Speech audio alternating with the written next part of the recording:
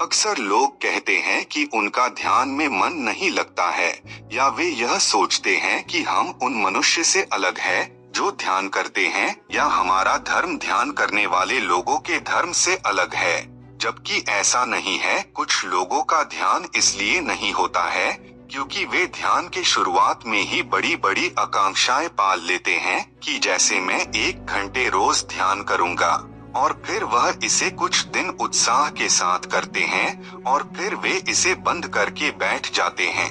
जबकि हमारा ध्यान के लोक में पहला दिन है, इसलिए हमें सिर्फ 2 मिनट रोज ध्यान करना चाहिए।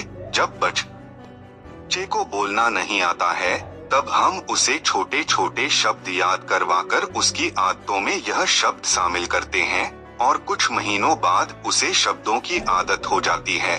फिर अगर हम कुछ नहीं बोलेंगे तब भी वह बच्चा अपने आप बोलेगा। इसी प्रकार इस शरीर को ध्यान की आदत लगाने के लिए शुरुआत में सिर्फ 2 मिनट से ध्यान की शुरुआत करो। धीरे धीरे जब यह शरीर ध्यान को पसंद करेगा तो ध्यान शुरू हो जाएगा।